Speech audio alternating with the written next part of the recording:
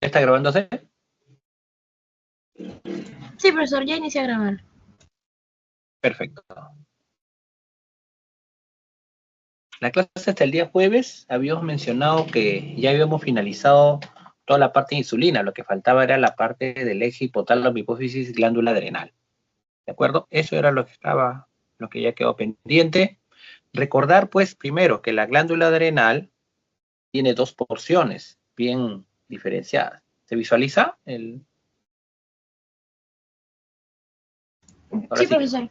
dos porciones. Una parte que le llamamos corteza y una parte, miren, la corteza está aquí. Y una parte,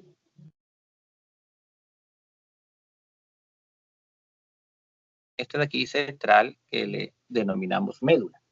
Esas son los dos principales. Esta es la médula adrenal y la corteza está dividida en tres partes. Parte glomerular, parte fascicular y parte reticular. Esas son las tres porciones que tiene la corteza, la corteza adrenal. La corteza adrenal tiene tres porciones. Hemos dicho acá, glomerular, G, fascicular y reticular. Y la médula adrenal. ¿Qué libera la médula adrenal?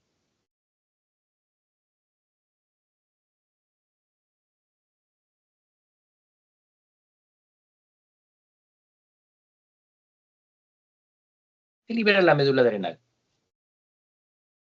Esta porción de aquí. Esta porción es la que libera, es la adrenalina. Y tiene que ver con la actividad simpática. Esta relación en la médula adrenal. Pero nosotros vamos a observar la parte, vamos a ver la parte, que hemos dicho nosotros, la parte de la corteza. Toda esta porción es lo que nos importa. Nosotros ya hemos visto en la parte desde renal, la parte glomerular, que tiene que ver con la liberación de aldosterona. A la aldosterona también le llaman mineralocorticoide. Porque tiene relación con minerales. ¿Qué? Sodio, pues. ¿Se acuerdan que el aldosterona está relacionado con la reabsorción de sodio? Y esa reabsorción de sodio arrastraba agua y aumentaba la volemia, y si aumentaba la volemia, aumentaba la presión arterial. Eso ya lo hemos visto. Nosotros ahora lo que vamos a ahondar es sobre esta segunda porción, que es la fascicular. Y esta fascicular es la que va a liberar el famoso colesterol. Eso es lo que tenemos que hacer nosotros. Ahí vamos a andar. Y la fase, y la última, la porción, la reticular. Reticular no. Nos interesa son más que todo estas. Este en sí tiene que ver, pero colesterol puse cortisol. Cortisol, no colesterol, cortisol. Ahí es lo que vamos nosotros a. Acá vemos nuevamente, miren, la parte glomerular, la parte fascicular, la parte reticular y la parte de la médula. Médula, adrenalina, reticular andrógeno, nos interesa mucho, fascicular, sí, los glucocorticoides, y todos los glucocorticoides que nos interesa, cortisol. Y la glomerular es la famosa de los mineralocorticoides que está relacionado con aldosterona. Y aldosterona, como he dicho, ¿quién está relacionado con qué mineral? Sodio. Por eso es su actividad, que ahí lo tenemos. Ahora tenemos que hablar del eje hipotálamo hipófisis, glándula adrenal. Eje hipotálamo hipófisis, el hipotálamo que libera la hormona liberadora de corticotropina. Algunas se llaman también hormona liberadora de adrenocorticotropina.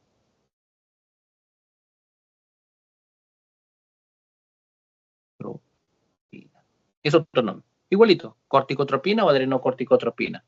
Irá a una porción de la adenohipófisis, porque esta es la neurohipófisis, y eso se acuerda que está relacionado con las magnocelulares que llegaban, todos sus axones, y la neurohipófisis era puro axón. ¿De acuerdo? Pero eran sintetizados donde a nivel de núcleo supraóptico y paraventricular. En este caso no, tiene que ir a la adenohipófisis y debe haber un grupo de células glandulares, obvio, porque es adenohipófisis, que tener receptores para quién, ¿qué tenía que tener? Tener receptores para quién, parahormona liberadora de corticotropina. ¿Y qué van a liberar ellos? La adrenocorticotropina o corticotropina. Ya por sangre llegará a la parte, nos interesa la parte del medio, fascicular, más que la glomerular, más que la reticular. ¿Y qué va a liberar ahí? El cortisol. Entonces, cuando hay excesiva producción de cortisol, miren lo que hace. Los elevados niveles de cortisol, ¿qué es lo que inhibe? ACTH y CRH. Ya, entonces ahí el famoso feedback ¿de qué tipo? Feedback de tipo negativo, como todos lo sabemos hasta ahí. Hasta ahí el eje es normal, no hay ningún problema. Mencionamos también en clase que todos los esteroides derivan ¿de dónde? Del colesterol. Todos derivan del colesterol. Todos tienen su anillo, miren. ABCD, ABCD, ABCD, ABCD, ABCD, ABCD, ABCD. Todos tienen ABCD, porque todos derivan del anillo de colesterol. Pero, ¿por qué tendremos nosotros ejemplo? Mira, aldosterona. Por otra vía que tenemos, cortisol. Por otra vía que tenemos, miren, testosterona, estrógenos, tenemos todos. La progesterona también. ¿De qué va a depender? Del tipo de enzima que tiene. O sea, si yo quiero llegar a tener cortisol, pues debo tener la famosa 11-beta hidroxilasa. Si no tengo esta enzima, la 11-beta hidroxilasa, no puedo producir, en este caso, no puedo producir cortisol. Ese es lo principal. ¿De acuerdo? Entonces, el cortisol necesitamos la 11-beta hidroxilasa. ¿Y dónde estarán eso? Bueno, en la parte fascicular. Si no, no te viene. Mientras que la parte glomerular tienen otra enzima. La enzima que ellos deben tener, mira, es la aldosterona sintasa. ¿Ves? Y estas, ¿quién las tiene únicamente? ¿Quién las tiene? Dice únicamente las células de la zona glomerular. Ya. Si tengo la aldosterona sintasa, ¿qué puede sintetizar? Aldosterona. Pero, ¿qué ocurre en la parte fascicular? Deben tener la 11-beta hidroxilasa para poder producir cortisol. Entonces, eso es al final. Teniendo el tipo de enzima que uno posee, pues puede ocurrir todo. Vamos a ver acá. A ver, esta celulita. Kaiblin, ¿qué celulita sería la de acá? No dice el nombre por si acaso. Tiene receptores para ACTH.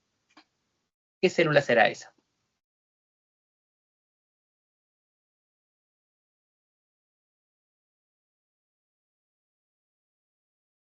¿De acetilcolina, profe? ¿Cómo? De acetilcolina, ¿Qué célula creo que era. ¿Por qué acetilcolina? ¿Qué célula sería aquella que tiene receptor para ACTH? Que es la adrenocorticotropina. No es ACH, es ACTH. Sheila, ¿cuál sería?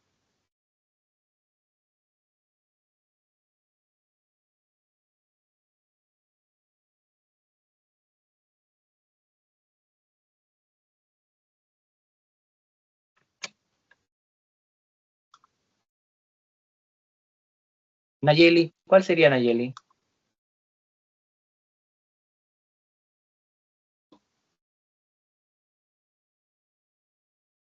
Araceli, ¿cuál sería? Hipófisis. No, no puede ser hipófisis. Porque si fuera hipófisis, tendría que ser CRH. Porque CRH hace acción ¿sobre quién? CRH acción sobre la hipófisis. Acá, el que está uniéndose es ACTH.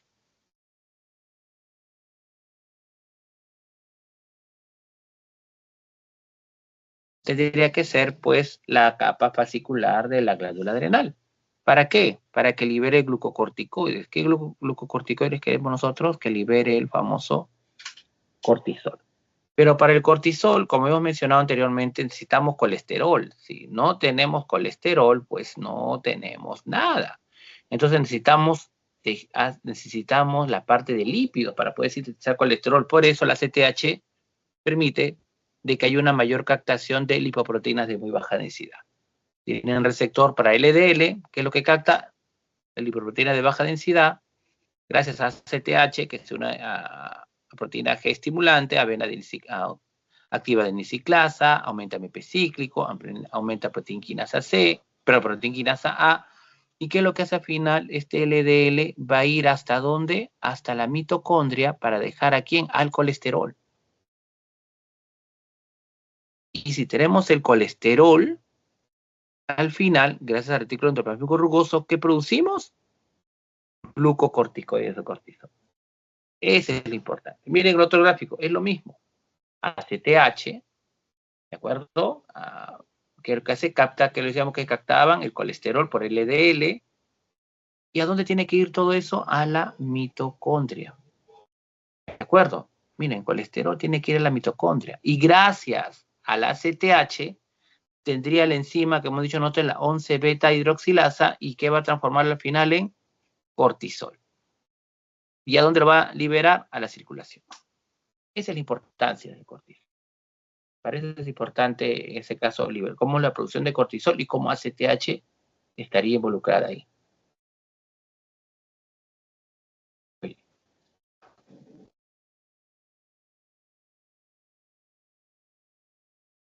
¿Algo ahí? ¿No?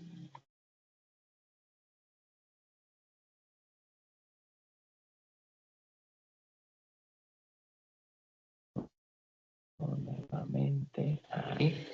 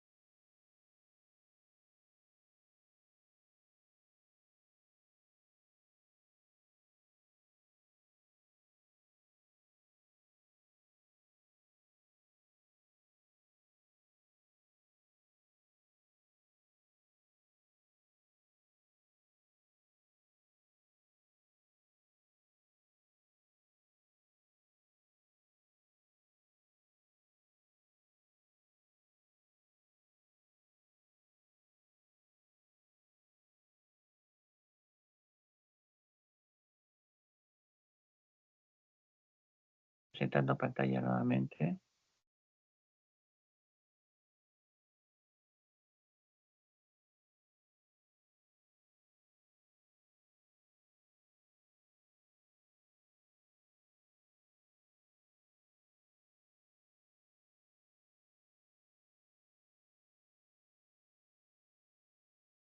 ¿Se lista nuevamente el PPT o no? No, profesor. Nada.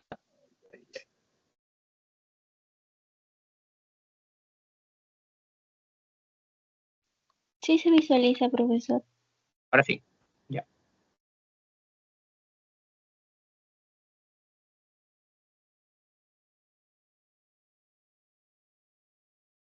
Y eso quedó ahí. Es importante por eso la producción de cortisol. Que necesitamos siempre colesterol. Y el colesterol debe venir de la sangre, como LDL principalmente. Pero estas células de la fase fascicular también pueden tener gotas almacenadas de grasa, que hay colesterol también, importante. Pero al final, ¿a dónde tendría que ir todo eso? A la mitocondria. Y la mitocondria con retículo endoplásmico rugoso entre los dos, al final me va a poder producir al final, ¿qué? Cortisol. ¿Por qué? Que dentro de la mitocondria tenemos la 11-beta hidroxilasa. Si no tuviéramos la 11-beta hidroxilasa, entonces no podríamos nosotros pues, sintetizar colesterol. Esa es la importancia ahí. Ahora, si observan ustedes, miren el ritmo circadiano del cortisol. Más que ACTH me importa cortisol. Miren el cortisol. El cortisol se eleva en la mañana. En la mañana, al amanecer, aumentan los niveles de cortisol. Y más bien los niveles de cortisol disminuyen durante la tarde. Aumenta ahí, disminuye. Entonces, la etapa de mayor estrés para los animales diurnos es el amanecer. El amanecer, ahí está. Ese es el parte más estrés, el momento de mayor estrés para las personas es al amanecer, cuando nuestros niveles de cortisol están mucho más elevados. Entonces, acá, similar solamente para que ustedes observen lo que nosotros hemos dicho sobre el cortisol. Acá solamente es para priorizar la parte de acción. Respecto a los mineralocorticoides, la aldosterona, eso ya lo hemos visto nosotros en la unidad anterior. Entonces, estamos viendo acá respecto al cortisol, aldosterona. Ustedes tienen que nuevamente recordar lo que hemos visto nosotros. Ahora, ya que hemos dicho, terminamos los mineralocorticoides, que ustedes ya lo saben, de aldosterona, que reabsorbe sodio en la parte distal del nefrón, pues pasamos a la parte de acciones del cortisol, o llamados glucocorticoides. ¿Estamos en la diapositiva de glucocorticoides o se ha quedado ahí con aldosterona?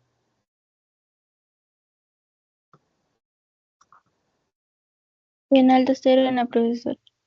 Ok, se ha quedado ahí. Vamos a esperar un ratito que cambie.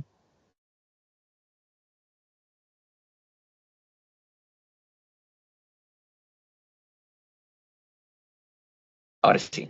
Ahora sí se visualiza. ¿Conforme? Sí, profesor. ¿Para qué utilizamos cortisol o corticoides? Mayormente es como un antiinflamatorio. Esa es la principal acción por la cual nosotros utilizamos los corticoides. Entonces, disminuye la inflamación o inhibe la inflamación. Cuando ustedes hagan cualquier trabajo y tengan que ver algún tipo de ver si hay una respuesta inflamatoria o no, siempre se van de la mano de este factor NF-κB. NF-kappa, no es K, sino kappa. Kappa es una K minúscula, así, se llama kappa, κB. En resumen, cuando los niveles de NF-κB están aumentados, hay una respuesta inflamatoria. Entonces, ¿qué tendría que hacer el corticoide? ¿Aumentar su producción o disminuir su producción? Tendría que disminuir los corticoides, porque la inflamación lo que hace es aumentar. Entonces, mire, cuando hay una mayor respuesta NF-κB a nivel celular, a nivel nuclear, hay mayor síntesis de proteínas inflamatorias. ¿Cuáles son las proteínas inflamatorias? Interleucina 6, factor de necrosis tumoral, el famoso TNF-alfa, y eso me da la respuesta inflamatoria. ¿Qué hará el cortisol? Degrada NF-κB. Es decir, si degrada NF-κB, pues va a inhibir la producción de citocinas inflamatorias. ¿Cuáles? TNF-alfa, interleucina 6 y otras más. Entonces, si vemos nuestro gráfico, acá el cortisol, decíamos, todos los que derivan del colesterol atraviesan la membrana celular. ¿Y sus receptores dónde lo tienen? Un receptor citoplasmático, luego llega el núcleo, dimeriza, busca elementos de respuesta para corticoides. ¿Se acuerdan que había elementos de respuesta para tiroides? También para tiroxina también hay elementos de respuesta para corticoides. Y miren lo que va a hacer. 2 vías. Ojo, miren, 2 vías. La primera vía, cuando se une, ¿qué es lo que va a hacer al final? Una vía. Produce RNA mensajeros ¿de qué? De proteínas antiinflamatorias. ¿De acuerdo o no? Eso es importante. O sea, por una vía aumenta la síntesis ¿de qué? Que va a dar al final proteínas que son antiinflamatorias. ¿De acuerdo? Y por otro lado, mira lo que va a hacer. Por otro lado, mira, normalmente estas es las señales del NF-κB, que hemos dicho otros. ¿De acuerdo? Esa señal del NF-κB, ¿qué es lo que va a hacer ahí al final? Va a realizar mecanismo para la inflamación, ¿sí o no? Para la inflamación, ya hemos dicho nosotros. Entonces, ¿qué va a hacer esta vía? Va a degradar ¿qué va a degradar? Las proteínas inflamatorias. O sea, por un lado, bloquea las proteínas inflamatorias y por otro lado, favorece las proteínas antiinflamatorias. O sea, por ambos vías disminuye la inflamación. ¿De acuerdo? ¿Quién lo degrada? El cortisol cuando ingresa. Esas son las dos acciones que tiene el cortisol. Vía disminuyendo inflamatoria y aumentando antiinflamatoria. Y eso tiene que verlo con receptores a nivel nuclear. Mira, normalmente cuando hay una inflamación, normalmente cuando hay una respuesta inflamatoria, se une su al NF-κB. NF-κB, mira, va hasta el núcleo.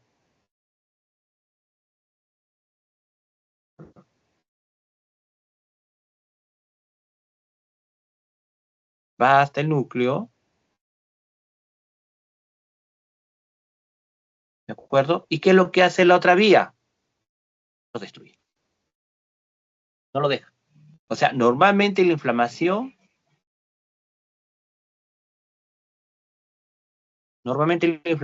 llegaría, miren la línea negra, llegaría a qué? A sintetizar proteínas inflamatorias, claro. Pero ¿qué hace el cortisol? Inhibe la producción de proteínas inflamatorias. Y si inhibe la producción de proteínas inflamatorias, hay menos proteínas inflamatorias. Pero por otra vía, estimula la síntesis de proteínas pro-antiinflamatorias, o sea, antiinflamatorias. Por eso el cortisol es un antiinflamatorio. Por esas dos vías que ellos producen. Ahora, nosotros habíamos dicho también el eje hipotálamo. Entonces decíamos CRH va a la adenohipófisis y libera ACTH. ACTH va a la glándula adrenal y aumenta los niveles de cortisol. Eso lo sabemos. Pero si hay altos niveles de cortisol, pues tendría que hacer un feedback negativo sobre ambos. Pero mire lo que ocurre. Cuando hay un estrés crónico o un estrés agudo, ¿qué es lo que ocurre? Ejemplo, dolor. ¿Qué hace la vía de dolor? Llegan hasta nivel del hipotálamo y más bien, ¿qué es lo que hace? Aumentar la liberación de cortisol. ¿De acuerdo? Debería inhibirse, claro. Pero vía dolor es un estímulo estresante, aumenta el nivel de cortisol. Por eso se rompe este feedback negativo. Por eso cuando hay un estrés crónico, los niveles de cortisol se elevan. Pero claro, si el cortisol estaría elevado, debería ser un feedback de qué tipo? Negativo, pero no lo puede. Aquellos que están bloqueando esta vía, ¿quién es él? Es estímulo doloroso. Llega y más bien estimulo mayor liberación de CRH, mayor liberación de corticotropina o ACTH, va a la parte fascicular y libera más cortisol. ¿De acuerdo? Y vienen las acciones de cortisol. Hemos dicho, antiinflamatorio. Esa es una de las acciones de cortisol, es antiinflamatorio. Hasta el momento solamente hemos visto, por eso acá dice, suprime la respuesta inflamatoria. ¿De acuerdo? Esa es una de las acciones del cortisol. Otra acción de cortisol, y ahora sí es importante porque tenemos que ver la insulina. Cortisol con insulina son totalmente diferentes. Miren las acciones de cortisol. El cortisol tiene mayoritariamente, con rojo mejor, para que haga mejor contraste, mayoritariamente el cortisol tiene efectos catabólicos, mientras que insulina eran efectos anabólicos. ¿Catabólico en qué sentido? Va al músculo y favorece la proteólisis. Proteólisis es romper proteína. Si rompo proteína, voy a liberar aminoácidos. ¿Y los aminoácidos dónde van? ¿Dónde van? Al hígado. Entonces los aminoácidos lo transforman en glucosa. ¿Cómo se llama ese mecanismo? Gluconeogénesis. ¿Qué más? Otro efecto catabólico. Va también al tejido adiposo. Y en el tejido adiposo, ¿qué es lo que hace? Lipólisis. O sea, degrada lípidos. ¿Para qué? Para tener ácidos grasos y glicerol. ¿Dónde van esos ácidos grasos y glicerol? Al hígado. ¿Para qué? Para producir glucosa, gluconeogénesis, catabólico. ¿Se dan cuenta? Todas estas vías de catabolismo van a llegar hasta el hígado para sintetizar glucosa a partir de algo que no es glucosa. Por eso, la única acción anabólica sería la síntesis de glucosa a partir del catabolismo que ha habido en el músculo, en el tejido adiposo. Pero en sí, eminentemente catabólico. ¿De acuerdo? Eso es muy importante. Ahora, miren, ¿qué más hace el cortisol? Si tengo harta glucosa, pues lo libera sangre. Por lo tanto, hiperglicemiante. Porque aumenta los niveles de glucosa en sangre. Igual que ¿quién? Que el glucagón. Pues. glucagón era lo mismo. ¿Y quién hacía todo lo contrario? ¿Quién disminuía los niveles de glucosa en sangre? Omara, ¿quién disminuía los niveles de glucosa en sangre? La insulina. Insulina. Entonces, insulina es todo lo contrario. Por eso, todos contra la pobre insulina con GLP-1. Todos se unen. Entonces, cortisol, pero cortisol, miren lo que hace, aumenta niveles de glucosa, pero primariamente por los efectos catabólicos. O sea, tengo que destruir músculo. Entonces mi masa muscular disminuye. Entonces el estrés crónico es malo. ¿Por qué? Porque disminuye masa muscular. Ahí se están dando cuenta ahí lo importante.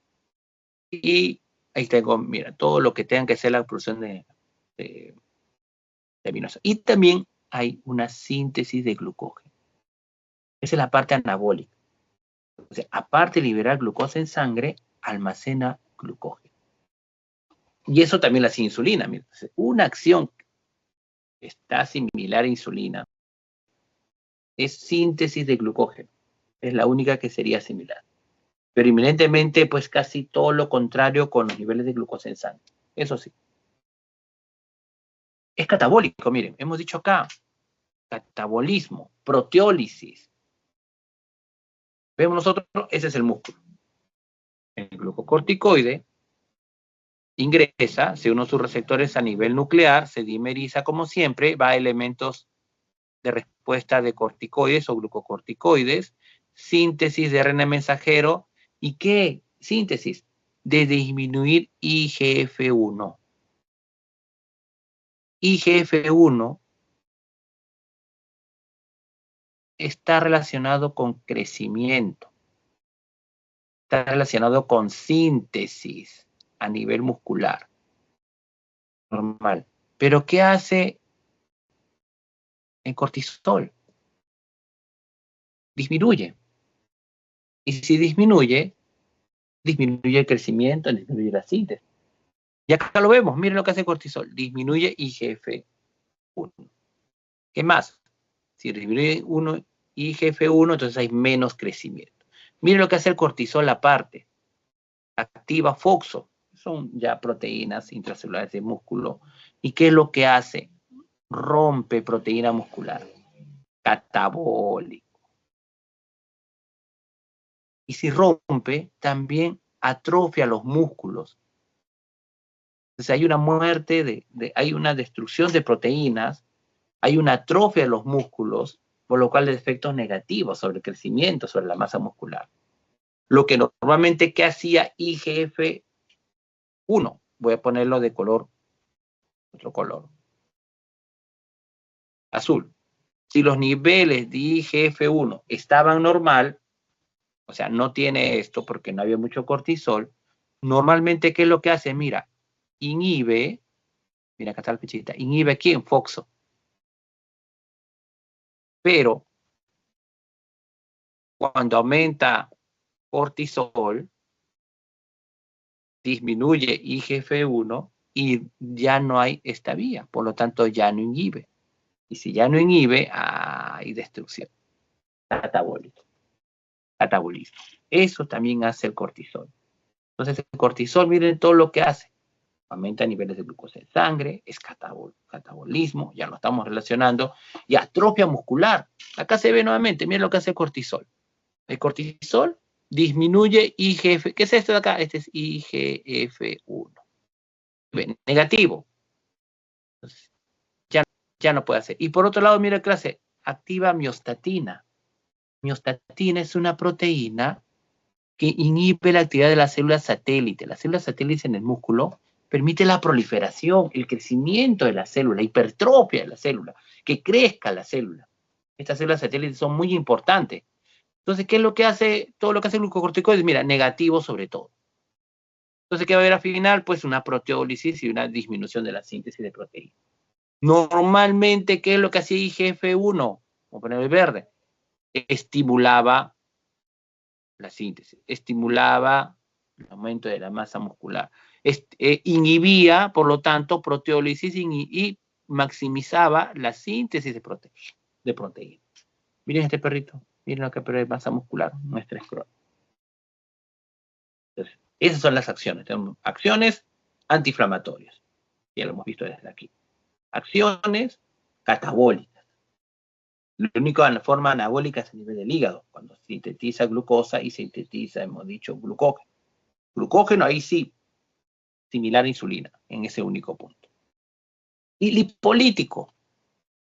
¿Para qué lipolítico? Porque quiero liberar al final, que quiero liberar ácidos grasos. ¿Para qué? Para que los ácidos grasos lleguen al hígado y el hígado sintetice nueva glucosa. O sea, haga gluco, ¿qué sería gluco qué?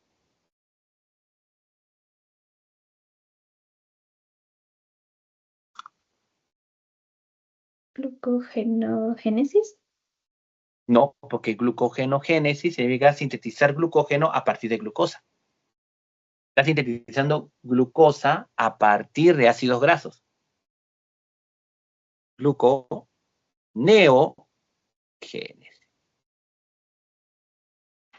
Está formando glucosa a partir de algo que no es glucosa. Procedemos. Gluconeogénesis. Producir glucosa a partir de ¿qué? De aminoácidos, ácidos grasos y glicerol. Se llama gluconeogénesis. Si fuera glucogenogénesis, este sería glucogenogénesis. Este paso positivo sería glucogenogénesis, que es almacenar glucógeno a partir de ¿qué? De glucosa. Claro, esta glucosa viene otro, no me importa. Ese es el término glucogenogénesis. Y es la que es gluconeogénesis. ¿Conforme? Esa es la diferencia que tenemos. Y entonces también miren el cortisol. ¿Qué es lo que hace? Llega al tejido adiposo y miren quién lo ayuda, las catecolaminas. Las catecolaminas también es lipolítico igual que el cortisol. Pero vean lo que hace el cortisol dentro del tejido adiposo. Degrada triglicéridos. Lo pasa de diacilglicerol a dividir un ácido graso. De diacilglicerol pasa a monoglicéridos. ¿Qué es lo que hago? Libero otro ácido graso. Al final, ¿qué estoy liberando? Ácidos grasos que van a circulación para que vaya el hígado y haga el gluconeogéneo. Adrenalina, por receptores beta 3 a nivel del tejido adiposo. Aumenta adeniciclasa, más proteinquinasa A y estimula a HCl. HCl es la hormona sensible a lipasa. Las lipasas degradan, como la lipasa pancreática, que degrada triglicéridos. ¿Para qué? Para tener más ácidos grasos y puedan ir a circulación. Entonces miren todas las acciones del cortisol, por todos lados. Y la última acción, como miren lo que hace el cortisol también sobre el hueso. Sobre el hueso lo que hace es, el cortisol sobre el hueso es, ¿aumentará la masa ósea o disminuirá la masa ósea? ¿En qué haga? ¿Aumenta o disminuye la masa ósea? Disminuir. Disminuye, porque disminuye calcio, ¿dónde? En el hueso, ojo, nutrición de sangre. Disminuye calcio en hueso. Entonces lo hace, incrementa el riesgo de fractura. Eso es lo que hace cortisol. Entonces disminuye, lo hace huesos más débiles. Entonces, ¿los calcificará o los descalcificará? ¿Descalcificó, profes? Los descalcifica, eso es. Entonces, tendría que hacer mayor acción ¿sobre quién? Sobre los osteoclastos. Los osteoclastos son los que destruyen el hueso, le descalcifica el hueso. Entonces, aumenta la actividad de los osteoclastos. Entonces, aumenta la actividad de los osteoclastos, hay más resorción ósea. ¿Qué significa resorción? Resorción significa que quitarle hueso, quitarle calcio al hueso. Mayor actividad resortiva.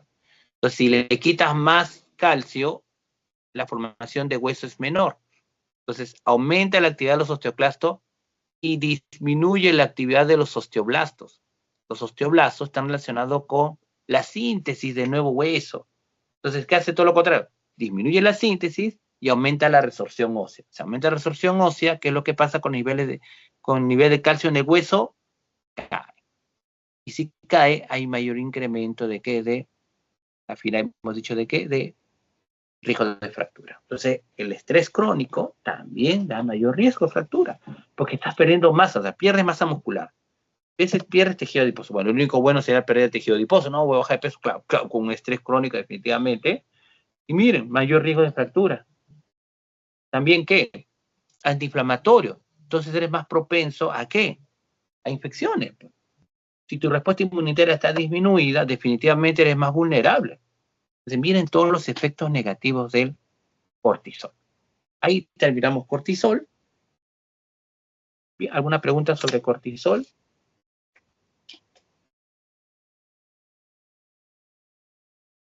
¿Alguna pregunta sobre cortisol para finalizar cortisol?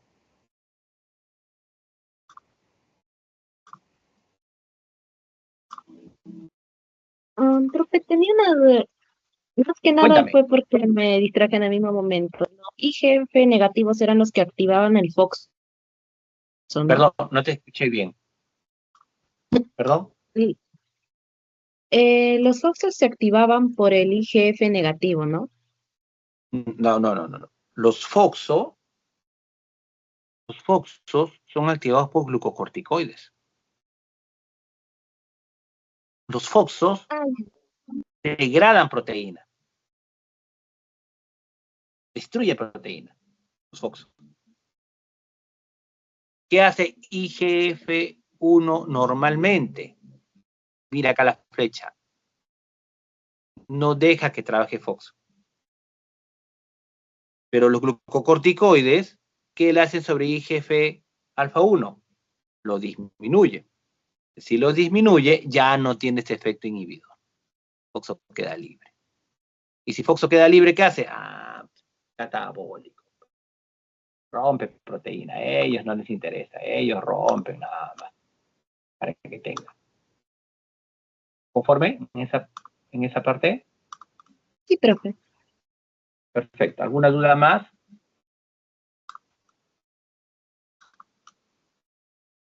Sheila, ¿terminamos o faltaría algo más?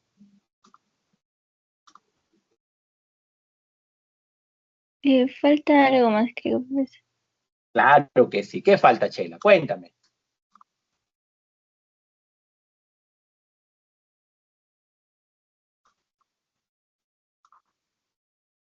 ¿Qué faltaría? Realizamos presentación. Salimos. De ahí. Sobre el calcio, Calcio faltaría. Solamente nos faltaría calcio para finalizar. A ver ahí.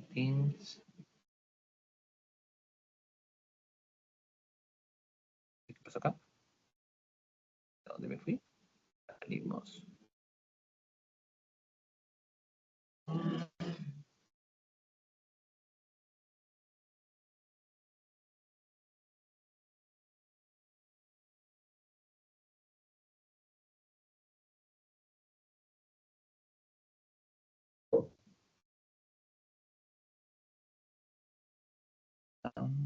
Aquí.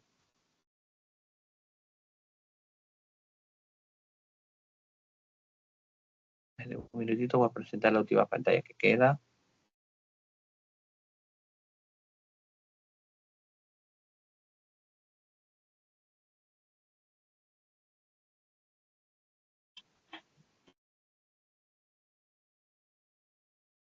Solo faltaría lo de calcio. Este es el PPT de la semana 14, recuerden que faltaban las últimas diapositivas, ¿se acuerdan o no? Las últimas, que es la de calcio. Esto solamente son 5 minutos para finalizar.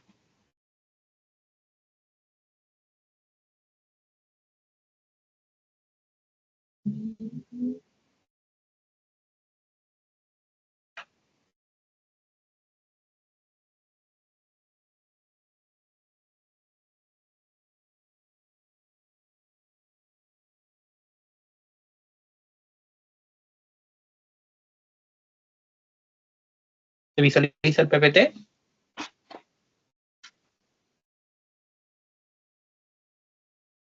Sí, profesor. Los últimos 5 minutos, nada más. 5 o 6 minutos. 2 hormonas. Esta era la glándula tiroides. ¿Se acuerdan que este era el folículo? Pero por fuera del folículo había unas células, las tipo C, estas de aquí. Y estas células C eran las células que liberaban calcitonina. Y la calcitonina lo que va a hacer es aumentar los niveles de calcio, perdón, disminuir los niveles de calcio en sangre. ¿De acuerdo? Eso hace calcitonina. Entonces la acción de la calcitonina, calcitonina es disminuir los niveles de calcio en sangre.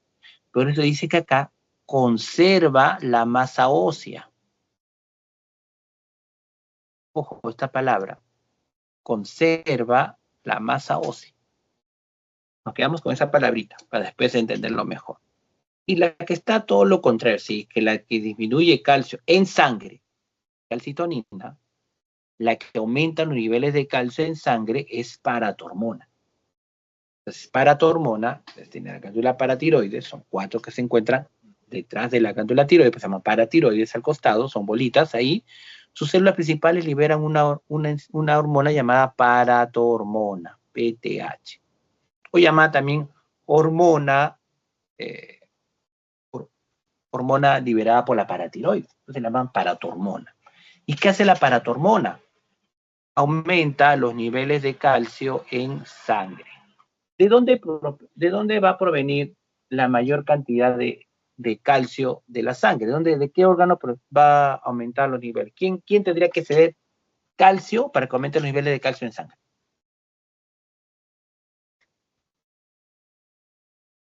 ¿Quién tendría que ser? El hueso. De la paratormona, lo que va a hacer el hueso es calcificar el hueso o que el hueso pierda calcio. ¿Pierda? Pierda. Entonces, eso se llama aumento de la resorción ósea. No reabsorción, sino resorción ósea. Y si lo descalcifica al hueso, lo desmineraliza. Por lo tanto, ¿estás mejorando la masa ósea o estás empeorando la masa ósea? ¿Empeorando? Empeorando. Entonces, ¿quién está en contrario a eso? Calcitonina. Pues su calcitonina conserva la masa ósea. Entonces, calcitonina, ¿aumenta la resorción ósea o disminuye la resorción ósea?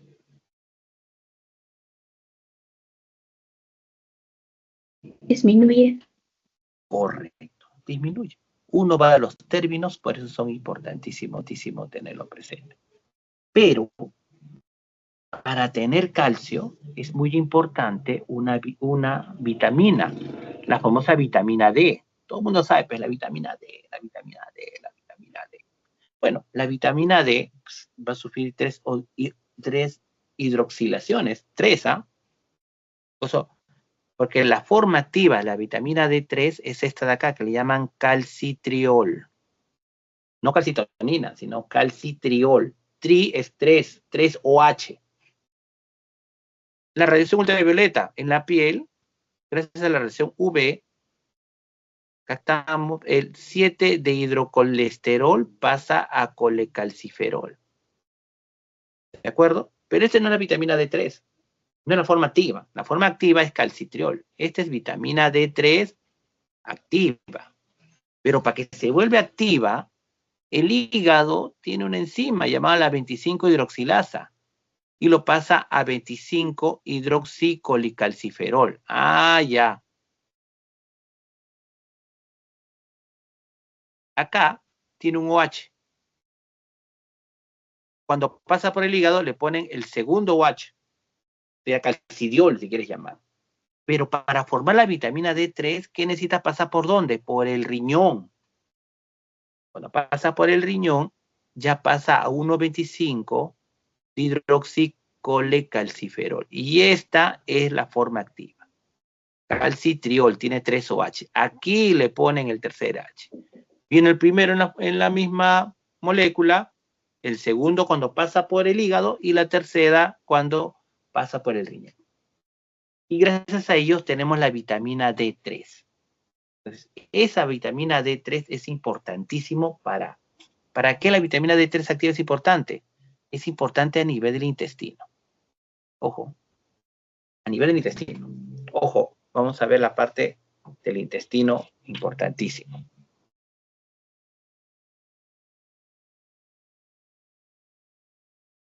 Paratormona. ¿Quién sintetiza paratormona? La hormona paratiroides. La glándula paratiroides. Acá es muy importante entender algo. ¿Quién estimulará la síntesis de paratormona? ¿Los altos niveles de calcio en sangre o los bajos niveles de calcio en sangre?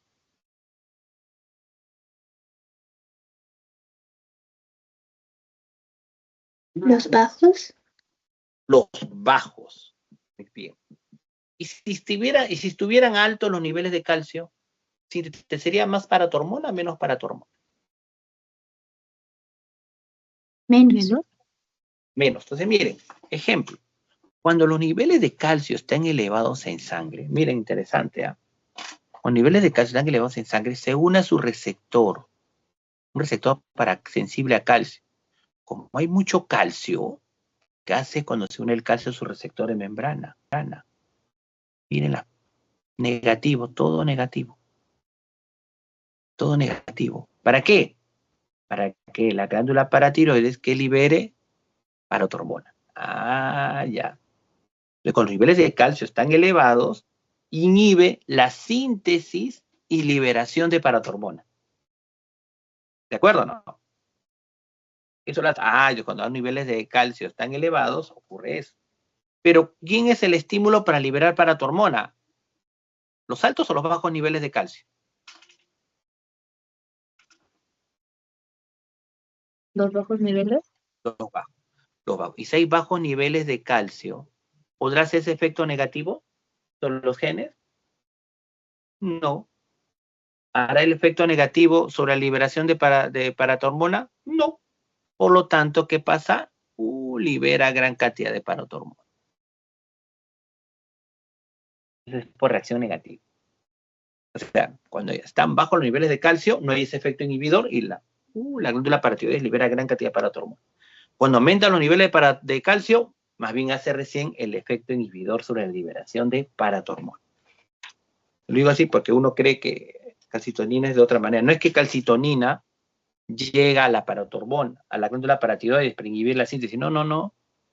Es calcio. Cuando está elevado calcio,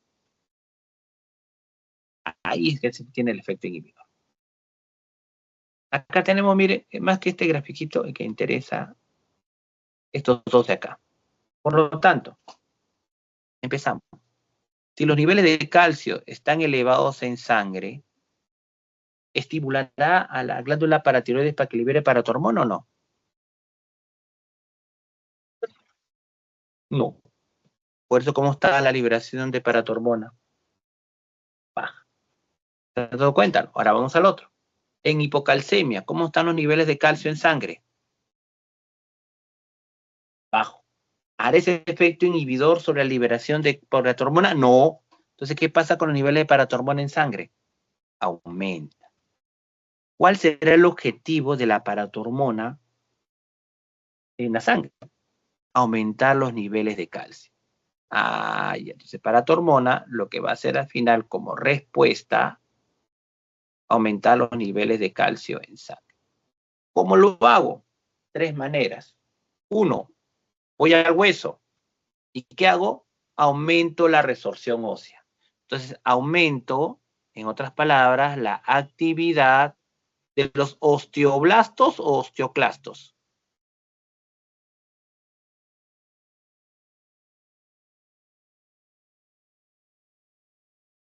¿Cuál sería? Nayeli, ¿cuál sería?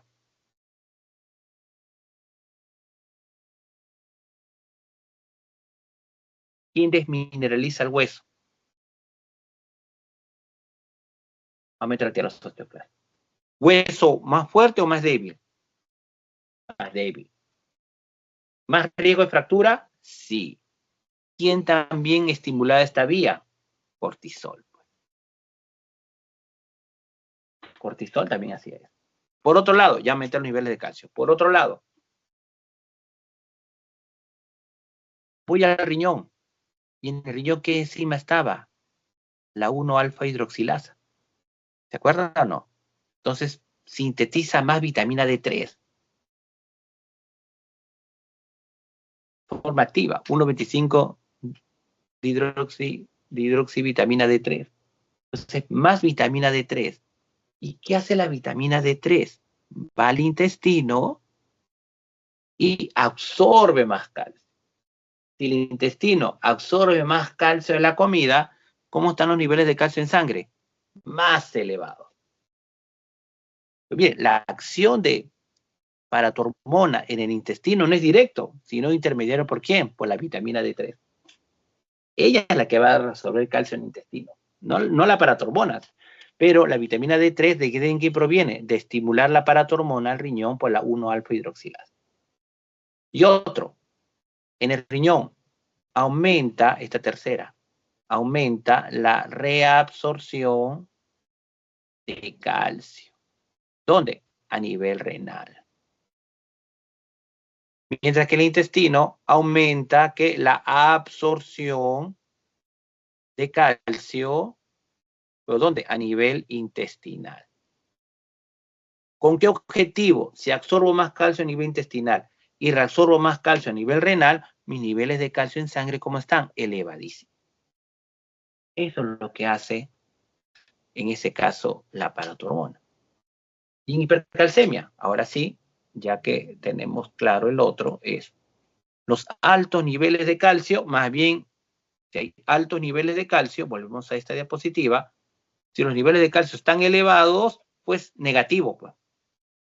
Síntesis y liberación. Libero menos paratormona. Ah, ya. Si libero menos paratormona, ¿qué es lo que va a ocurrir? ¿Habrá mayor actividad de la 1-alfa-hidroxilasa? No. Por lo tanto, la síntesis de vitamina D3 estará elevada? No.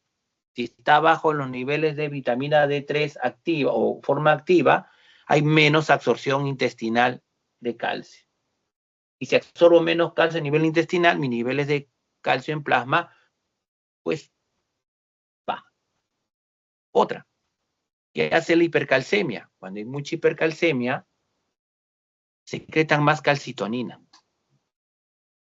Y si secretan más calcitonina, la calcitonina, pues, inhibe la resorción ósea. Y si inhibe la resorción ósea, ¿el hueso perderá minerales o no pierde calcio? Según esta diapositiva, aquí. Omara, ¿qué ocurrirá con el hueso? ¿Pierde masa ósea o gana masa o no pierde masa ósea? No pierde. Y si no pierde masa ósea, es que no lo desmineraliza. Y si no le desmineraliza, no libera calcio. Y si no libera calcio, los niveles de calcio están bajos. Como no lo desmineraliza, entonces conserva la masa ósea. Lo que hemos dicho.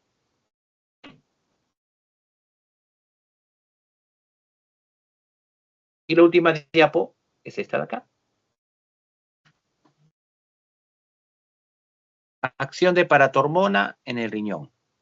Paratormona, quiero aumentar los niveles de ¿qué? De calcio en sangre. Este es mi objetivo. ¿Cómo? Ah, membrana apical, acá donde está formándose la orina. ¿Qué hace paratormona? Recupero gran cantidad de calcio. Y gracias a la vitamina D3 también, ¿qué es lo que hace? Capto más calcio, se une a una proteína intracelular, la calvindina, y la calvindina lo pasa a sangre y aumento los niveles de calcio. Fin del asunto. Y miren el intestino.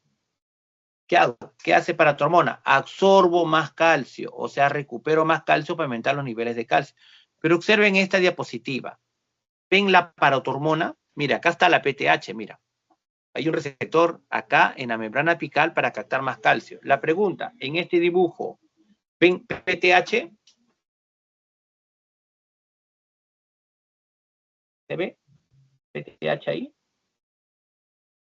¿No? ¿A quién ves? 1,25 de hidroxivitamina D3, la forma activa de la vitamina D3. Ella sí capta más calcio. Ella sí está involucrada en la captación de calcio vía transportadores.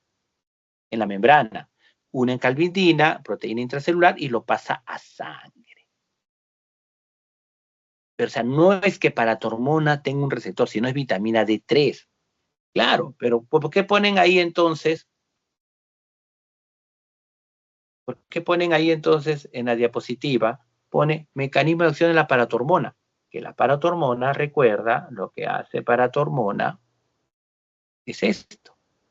Aumentar 1-alfa hidroxilasa para tener mayor producción. ¿Para qué? Para que la vitamina D3 vaya al intestino y absorba más calcio. O sea, no es que paratormona vaya directo, no, no, no. Lo hace por su intermediario. En su intermediario, la 1,25 de hidroxivitamina D3.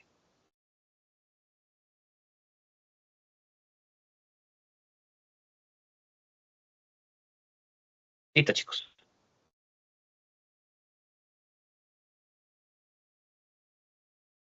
Vamos.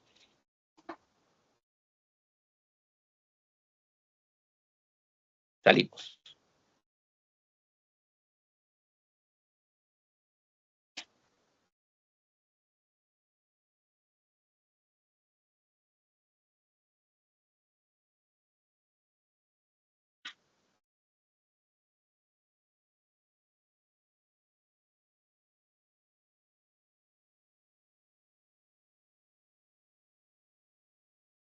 Ahí.